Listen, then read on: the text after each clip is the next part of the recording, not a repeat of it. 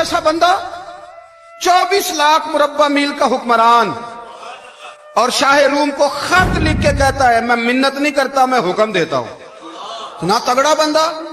जंगे कादसिया के लिए हजरत साद बिन नबी वकास को भेजा, फतुह शाम पढ़ के देखे। हजरत उमर बड़े परेशान हैं, इतने दिन हो गए कोई रिपोर्ट ही नहीं आई। अब तो मोबाइल है ना, तो एक एक मिनट की रिपोर्ट लें आप, बल्कि आप एक एक मिनट की फोटो लें आप, रिपोर्ट तो दूर रह गई। हजरत उमर फारूक रदी अल्लाह तआला अन्हु बड़े परेशान है कि कादसिया में हजरत साद बिन नबी वकास के साथ लोग जिहाद करने गए, रिपोर्ट कोई नहीं आ रही। इतने परेशान थे कि बाहर निकल के ना उस रास्ते पे बैठ जाते जो रास्ता कादसिया की तरफ से आता था। जो भी आता जाता पूछते जंग के क्या हालात हैं। उधर जब अल्लाह ने फतह दे दी ना, तो हजरत साद बिन नबी वकास रदी अल्लाह तआला अन्हु ने ना एक कासिद को खत दे के भेजा। कहने लगे उमर के पास जाओ, उन्हें इत्तला दो कि अल्हम्दुलिल्लाह अल्लाह ने इस्लाम को फतह अता कर दी। ये हजरत उमर को जाके देना। वो बड़े परेशान होंगे। वो जो उस जमाने में इस तरह होता था कि कई दूर दूर से सहाबा जो दूसरे शहरों के मुल्कों के रहने वाले होते थे, वो भी आके शामिल हो जाते थे जिहाद में। कोई एक दफा मदीने आया, कोई 2 दफा आया, फिर अपने अपने इलाकों में। बहुत सारे लोगों ने ज्यादा दफा हजरत उमर को देखा भी नहीं था। वो जो कासिद खत लेके आया था ना, उसने एक आध दफा देखा था, हजरत उमर बूढ़े हो गए, वो पहचानता नहीं था। उधर से वो खत लेके आ गया। हजरत उमर मदीने से बाहर निकल के उस रोड पे बैठे थे जो कादसिया से आता था। जब वो उस आदमी को आते देखा तो हजरत उमर उठ के खड़े हो गए, फरमाने लगे कादसिया से आ रहे हो? वो क्या कहता है, फटे पुराने कपड़े, टूटे हुए जूते, सर पे पुरानी पगड़ी। कहने लगे गुलाम मदीने के रहने वाले हो? हजरत उमर कहने लगे हाँ मदीने का हूं। कहा मैं कादसिया से आया हूं, अल्हम्दुलिल्लाह अल्लाह ने इस्लाम को फतह दे दी है, अल्हम्दुलिल्लाह कुफर की कमर टूट गई है। उसने ये बात करके तो घोड़े को एड़ी लगाई, घोड़ा दौड़ने लगा मदीने के। हजरत उमर भी साथ साथ दौड़ रहे। फरमाने लगे अच्छा बताओ खालिद बिन वलीद का क्या हाल है? थोड़ा आगे जाके फरमाने लगे उसामा बिन जैद कैसे है? वो कहते ठीक है। फिर उसने और घोड़ा, उमर साथ साथ दौड़ रहे हैं, साथ साथ। 24 लाख मुरब्बा मील का हुक्मरान, एक जूता पैर से निकल गया, उमर दौड़ रहे हैं। आगे जाके पूछते हैं साद बिन नबी वकास का क्या हाल है? कहा हुजूर वो भी ठीक है। कितने लोग मेरे शहीद हो गए मुसलमानों में से? कहने लगा सही गिनती का नहीं पता, ये लफ्ज अदा होते होते मदीने की सरहद आ गई। लोगों ने उमर को घोड़े के साथ दौड़ते देखा तो कहा अमीरुल मोमिनीन क्यों दौड़ रहे हैं? वो गुलाम छलांग लगा के नीचे आया, कदमों में बैठ गया। कहने लगा हुजूर आपने बताया ही नहीं आप अमीरुल मोमिनीन है। आप फरमाने लगे क्या बताता, मैं तो ऊंट चराने वाले का पुत्र हूं, क्या बताता? वो उमर हूं जिसने अपने गुनाहों का हिसाब देना है, क्या बताता? जो साद बिन नबी वकास को जिहाद पे भेज के कुछ बुजदिलों की तरह घर में बैठा है, क्या बताता? कोई हैसियत नहीं, कोई तार। तूने अच्छा किया, तू तो मुजाहिद था, मुझे साथ साथ दौड़ाया, तूने अच्छा किया। जितने लोग थे चीखे मार के रोने लगे। हजरत फारूक आजम से कहने लगे उमर जब तक तेरे जलवे रहेंगे अल्लाह कामयाबियां ही अता फरमाएगा, जब तक तेरा रंग रहेगा अल्लाह ताला नवाजता ही रहेगा। कुछ नहीं, कभी अपना आप जाहिर ही नहीं किया। बहुत बड़े थे, बहुत बड़े थे हजरत उमर, बड़े थे। हजरत अबू राफे गुलाम थे, कुरान पाक बड़ा सोना पढ़ते थे। हजरत उमर जब भी उन्हें मिलते कहते अबू राफे तो उमर से अच्छा है, कुरान बड़ा शानदार पढ़ता है। तो वो कहते हुजूर अगर मैं कुरान सही पढ़ता हूं तो आपको कुरान की तशरीह ज्यादा सही आती है, आप भी तो मुझसे अफजल हैं। तो आप फरमाते नहीं फिर भी तो मुझसे अफजल है। क्यों? इसलिए कि तू अपने आका की नौकरी भी ठीक करता है और रब की इबादत भी ठीक करता है, और मुझे खाली सिर्फ इबादत करनी होती है वो भी ठीक नहीं कर पाता। सारी जिंदगी अपना मुहासबा, सारी जिंदगी अपने गिरेबान में देखा, सारी जिंदगी अपने आप को परखा, अपने आप को टटोला। 65 साल उम्र बीत गई। हजरत हुज़ैफा बिन यमान एक सहाबी थे, मेरे नबी करीम अलैहिस्सलाम ना उनसे राज की बातें करते थे। हर बंदे का आज़मा ठीक नहीं होता, सबसे राज की बात नहीं करनी चाहिए। हजरत हुज़ैफा बिन यमान कहते हैं हुजूर राज की बातें बताते। मदीना मुनव्वरा में जो मुनाफिकीन थे उनकी लिस्ट भी नबी पाक ने हजरत हुज़ैफा बिन यमान को दी थी। जब कोई मशकूक आदमी मर जाता ना तो सहाबा कहते हम देखते अगर हजरत हुज़ैफा ने जनाजा पढ़ा तो हम भी जनाजा पढ़ लेते। नबी पाक ने भी कुछ जनाजे नहीं पढ़े, तिरमिजी में है, फरमाया उस्मान से जो बुग़्ज़ रखे उसका जनाजा नहीं पढ़ेंगे। حضرت حذیفہ بن یمان اگر جنازہ پڑھتے تو لوگ پڑھتے، وہ نہ پڑھتے تو لوگ جنازہ نہ پڑھتے۔ حضرت حذیفہ بن یمان کہتے ہیں جناب عمر فاروق کی خلافت کے آخری ایام تھے، کچھ دنوں کے بعد وہ شہید ہو گئے۔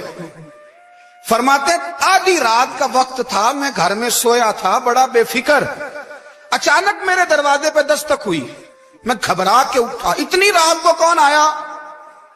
کہتے ہیں قربان جاؤں، دروازے پہ گیا تو امیر المومنین فاروق اعظم دروازے پہ۔ میں نے کہا عمر کوئی حکم تھا تو مجھے بلا لیتے۔ کہنے لگے میں نا امیر بن کے نہیں آیا، تیرا ویر بن کے آیا ہوں۔ امیر المومنین کی حیثیت سے سرکاری کام سے بلاتا تو وہاں بلاتا، مجھے ایک ذاتی کام پڑ گیا۔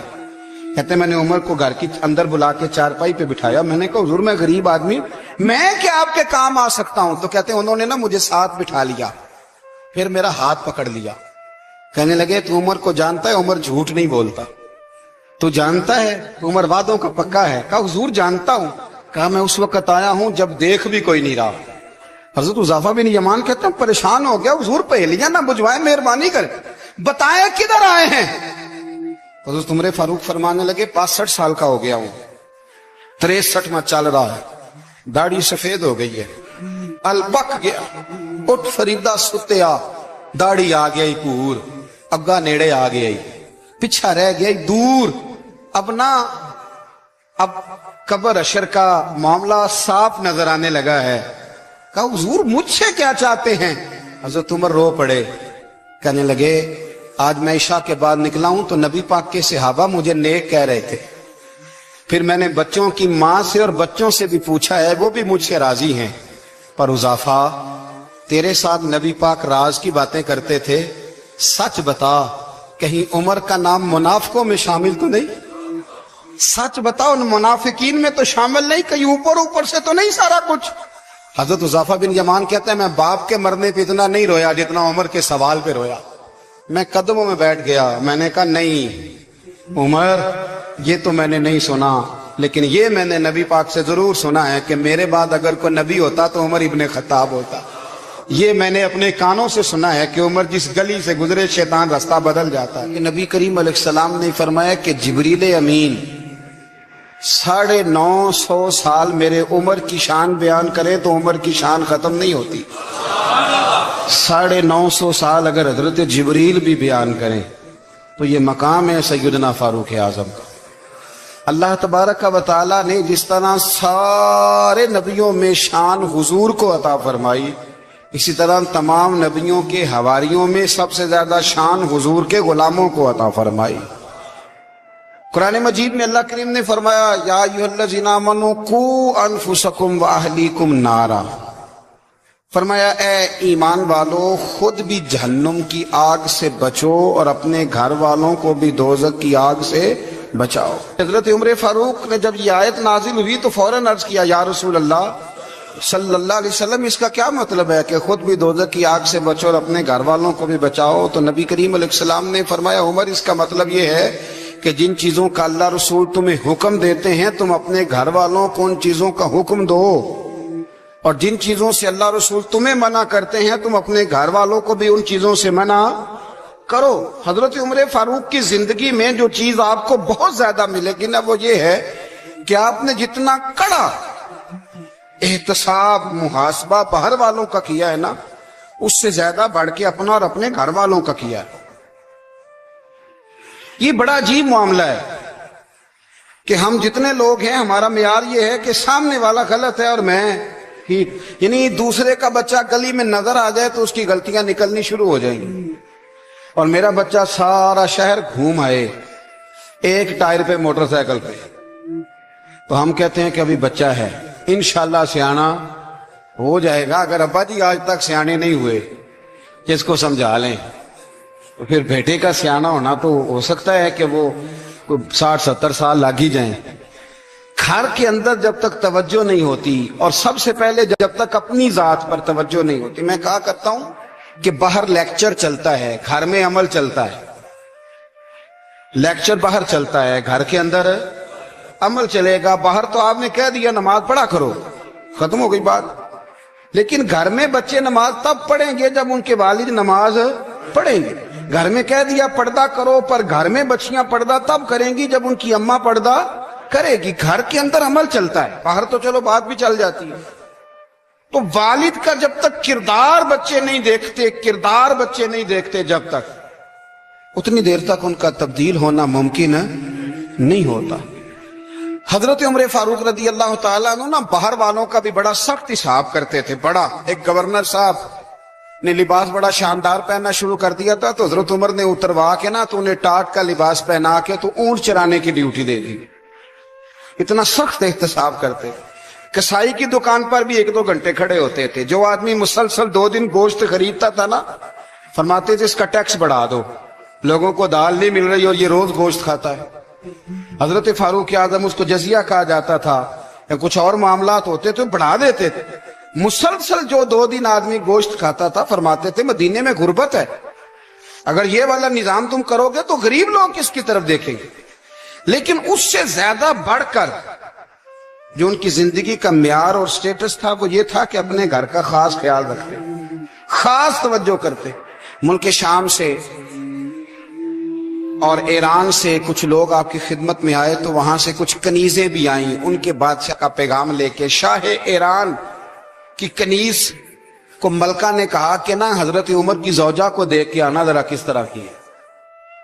ہمارے ملک میں کیا کہتے ہیں, خاتون اول, باقی سارے دوؤں میں خاتون اول. ذرا خاتون اول کو دیکھ کے آنا.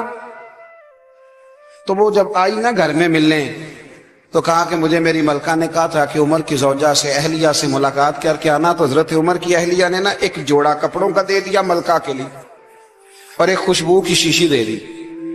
اب جب وہ تحفے وہاں گئے تو اس ملکہ نے نا کچھ سونے کا سامان بھیجا, کچھ زیورات بھیجے, کچھ تحائف بھیجے. جب حضرت عمر کے گھر آئے نا, وہ خادم لے کے آیا, اس نے کہا جی آپ کی اہلیہ نے تحفے بھیجے تھے. تو جواب میں شاہ ایران کی بیوی نے, یہاں جس ملک کا وہ سفیر تھا, انہوں نے بھی یہ بھیجے. حضرت عمر فاروق نا وہ تحفے لے کے گھر گئے, تو جا کے کہنے لگے اپنی اہلیہ سے, یہ تو کب سے تحفے تحائف بھیجنے لگ گئی ہے, یہ کب سے نظام شروع ہو گیا؟ تو کہ حضور تحفہ دینا لینا تو ٹھیک ہے, سنت ہے, محبت بڑھتی ہے, تو یہ کوئی قباحت نہیں, اور میں نے اپنی ذاتی استعمال کے لیے جو چیزیں رکھی تھی وہ میں نے دی ہیں. تو حضرت عمر فاروق رضی اللہ تعالیٰ عنہ فرمانے لگے, ہم نے کسی ملک کے ساتھ اور اس کے بادشاہ کے ساتھ ذاتی تعلق نہیں بنانا, تعلق جو بھی بنے گا رسول اللہ کے دین کی برکت سے بنے گا. ذاتی رشتے نہیں ہم نے قائم کرنے. ذاتی آپ کے ملک کی جو ایئر لائن جس کا ہر سال خسارے کا ڈنڈورا پیٹا جاتا ہے نا, وہ ہمارے بادشاہ صاحب اور صدر صاحب اگر غیر ملکیوں کو گھوڑا کبھی بھیجنا ہو نا, گھوڑا, تو پورا ایک جہاز گھوڑا لے کے تحفے میں جاتا ہے. پورا جہاز غریب قوم کا یہ سرمایہ, اور قوم بڑی بادشاہ ہے, لائنوں میں لا کے ووٹ دیتی ہے. 2 کام ہمیشہ لائن میں لا کے کرنے, ایک بل لائن میں لا کے جمع کرانا ہے, اور ایک ووٹ لائن میں لا کے, تاکہ پھر پورے 5 سال لائن میں ہی لگے رہیں.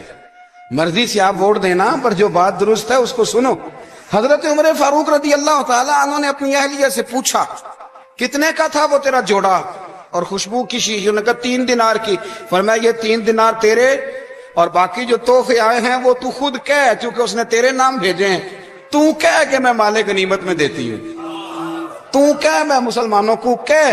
تو زوجہ ہنس پڑی, کہنے لگی میں نام بھی کہوں تو مجھے کہنا تو پڑے گا ہی, کہنا تو میں نے ہے ہی, کیونکہ سامنے عمر فاروق ہیں, لہذا پر میں کہہ دیتی ہوں میں نے دیا خزانے کو. حضرت عمر نے جمع کرا لیا. میں یہ کیا بات ہوئی, میرے گھر والے جو مرضی کریں, ان کا معیار زندگی جس طرح کا مرضی ہو. اور حضرت عمر ایک جملہ کہا کرتے تھے, اللہ کرے کہ یہ باتیں اس دور حاضر میں ہماری سمجھ میں آئیں. حضرت عمر فاروق رضی اللہ تعالیٰ عنہ اپنے بچوں کو فرمایا کرتے تھے کہ بہت آدمی کو بھوک لگی ہو نا, اور پھر اس کی پسند کا کھانا پکا ہو, جتنے شوق سے وہ اس کھانے کو دیکھتا ہے نا, فرمایا اس طرح پوری قوم اپنے بادشاہوں کے خاندان کو دیکھتی ہے. اس تیزی کے ساتھ دیکھتے ہیں کہ ان کے گھر میں کیا ہو رہا, ان کا معیار زندگی کیا ہے, ان کا سٹیٹس کیا ہے. آپ کے بچے دونوں کاروبار کے لیے مصر گئے, ایک بہت بڑا قافلہ گیا مدینے سے مصر تجارت کے لیے. تو یہ گئے تجارت کے لیے, تو حضرت عبداللہ ابن عمر, حضرت عبید اللہ ابن عمر, حضرت عمر کے دونوں بیٹے گئے. جناب عمر فاروق کے بچے جب وہاں پہنچے تو مصر کے گورنر نے نا لوگوں کو تعارف کرایا کہ یہ عمر فاروق کے بیٹے ہیں. ایک چھوٹی سی بات کر دوں, ये चौधरी के बेटे को कौन बताता है कि तू चौधरी का बेटा है? बाहर वाले बताते हैं, घर वाले। और सेठ साहब के बेटे को कौन बताता है कि तू सेठ साहब का बेटा है? और मालिक को कौन बताता है कि तू मालिक का बेटा है और ये किराएदार है? ये कौन बताता है? ये सोच हम देते हैं बच्चों को। चौधरी और कम्मी की सोच, अमीर और गरीब की सोच, मालिक और किराएदार की सोच, घर के मालिक की और काम करने वाले की सोच, ये हम देते हैं। याद रखना, ये हम देते हैं, ये हमारा मिजाज है, ये बाहर से नहीं आती। तू कोई शहजादा है, तू सेठ है, तू नवाब है, ये सोच बाहर से नहीं आती। ये अम्मा सोच देती है, अम्मा, ये अब्बा सोच देता है। और फिर जब तबाही उतरती है तो उसके जिम्मेदार भी बाहर वाले नहीं होते, घर वाले होते हैं, घर वाले। हमारे बच्चों की तबीयतों पर ज्यादा नक्श बाहर वालों का नहीं होता, घर वालों का होता है। याद रखिएगा, हजरत उमर फारूक रदी अल्लाह, बच्चे हैं, शहजादे हैं, वो कारोबार करने गए और वहां बताया गवर्नर साहब ने कि ये फारूक आजम के बच्चे, अमीरुल मोमिनीन के। लोगों ने उनसे ज्यादा माल खरीदा, तिजारत में ज्यादा नफा हुआ। जाहिर है कि वो आपके जो अल्लाह खैर करे हुक्मरान है, उनके कारोबार कितने मुल्कों में है, किस बुनियाद पर है? वो सिर्फ इस बुनियाद पर कि वो हुक्मरान रहे, उनके लिए आसान था बड़े लोगों से ताल्लुकात बनाना। हजरत उमर फारूक रदी अल्लाह तआला अन्हु के बच्चे ढेरों माल कमा के जब वापस आए ना, तो हजरत उमर से आके बच्चों ने बतौर मोहब्बत का, अब्बा जी अल्लाह ने बड़ा ही फजल किया है, बड़ा माल कमाया अल्हम्दुलिल्लाह, ये देखें कितना नवाजा है। तो हजरत उमर कहने लगे, सारे काफिले ने इतना ही कमाया? सारे काफिले ने इतना ही कमाया? तो हुजूर नहीं, सारे काफिले ने इतना नहीं कमाया, सबको इतना नहीं मिला। वो तो वहां गवर्नर साहब ने लोगों को तारुफ कराया था कि ये उमर के बच्चे हैं, तो लोगों ने फिर हमसे बड़ा ही खरीदा। तो हजरत उमर फरमाने लगे, ठीक हो गया, मैं बात समझ गया, इस तरह करो, जो तुम्हारी असल जर थी ना, जो राज थी, वो रख लो और बाकी सारा माल माले खजाना में जमा करा दो। इसलिए कि ये तुमने तजारत नहीं की, ये तुमने अपने बाप का नाम बेचा है, ये तुमने अमीरुल मोमिनीन के बेटे होने का फायदा उठाया है।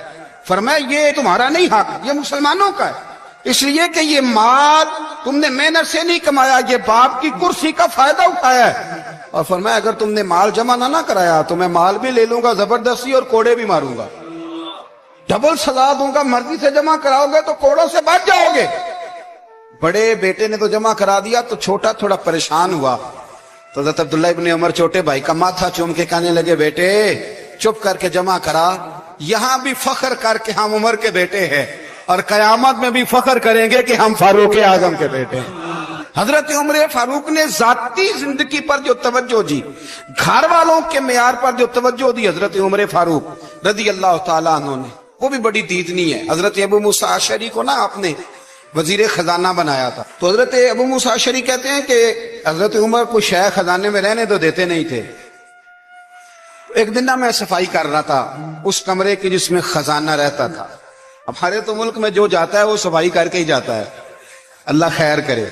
और खैर मेयार बदलता है, जो पिछली हुकूमत होती है वो कर्जा उठाती है, वो बाहर से जाती है तो कर्जा लेके आती, और जो नहीं आती है वो कहती है हमें पैकेज मिल गया है, वो कर्जा नहीं उठाते। उनको क्या मिलता है, यानी पिछली ने कर्जा लिया था और हमने, वाह जी वाह क्या खूबसूरत अंदाज है, उसका नाम बदल के ना, उन्होंने कर्जा लिया था और हमने, मैं कहा बड़े शानदार सियाने बंदे हो गए। हजरत सैयदना अबू मूसा अशअरी कहते हैं कि मैंने ना माले गनीमत की सफाई की तो एक दिनार मुझे ना कहीं पड़ा हुआ मिल गया।